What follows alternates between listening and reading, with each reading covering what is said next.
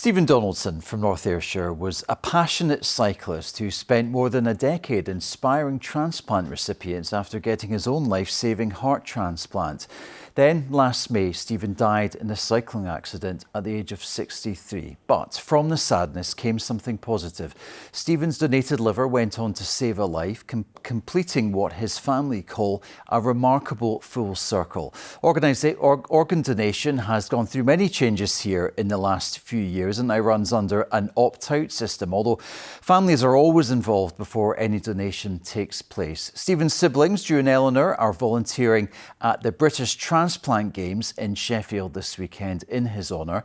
I spoke to them about their brother's life and their thoughts on the often emotive conversations people have about organ donation after the death of a loved one. He started cycling, Stephen, basically when he was 12, and he started racing his bike when he was 14. And Stephen was actually very successful. He started winning races on the road and also on the track as well.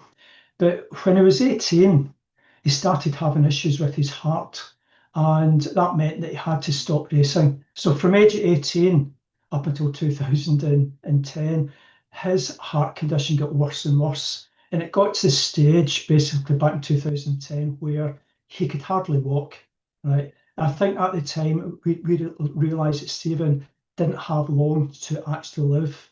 So when he got his transplant in 2010, it completely changed his life, right?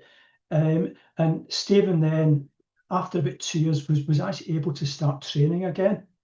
And probably from about 2014 onwards, he became very successful.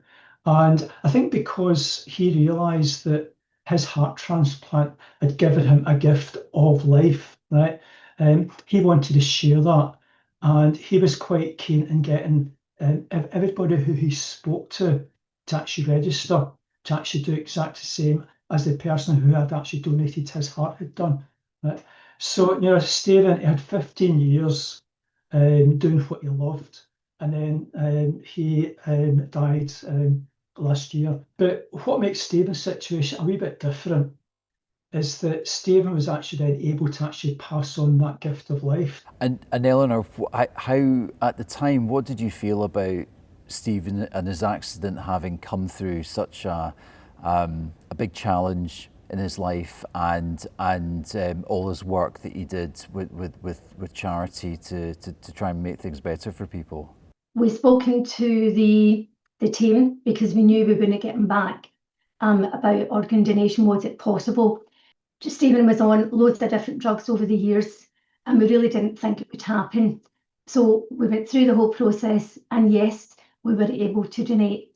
How did I feel? Very proud of him. Emotional. Sad that it happened.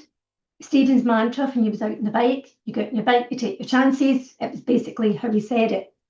But he also said something else, which was heroes don't always wear capes. So Stephen had a hero that didn't wear a cape when the family agreed for him to donate the heart. We then had a brother that became a hero. And Drew, that conversation that you had about organ donation, I suppose it is a thing that quite a lot of families have to face. What was that? What was that like? At the end of the day, we actually raised it because we knew what Stephen would have wanted. But I think that's the issue. I think that if Stephen hadn't told us what he wanted to do, we might have actually had second thoughts about it. I think that's one of the biggest issues we have today, is that if you don't sign that register, if you don't tell your family what you want to happen, there's a sort of 50-50 chance that it might not happen. How do you think, Steve, you would have felt if he knew that his own organ donation went on to save a life? Oh, he'd be over the moon. He would be well over the moon. He would be up there singing and dancing. Absolutely. So yes, we know that. We also know that those that are at the transplant games this week, they have conversations with each other. The camaraderie, whether you win, whether you lose, it's there. Everybody supports everybody. It's absolutely amazing. But Stephen would be, and his wife, she passed away in 2010. But basically, it's a case of they both knew what each other wanted. And at the end of the day, Stephen got what he wanted when the end came. And he had, as Drew had said earlier, we had 15 years of a brother, which we wouldn't have had. 15 years of brother's cheek. Absolutely. Eleanor Pratt and Drew Donaldson there speaking to me a bit earlier on.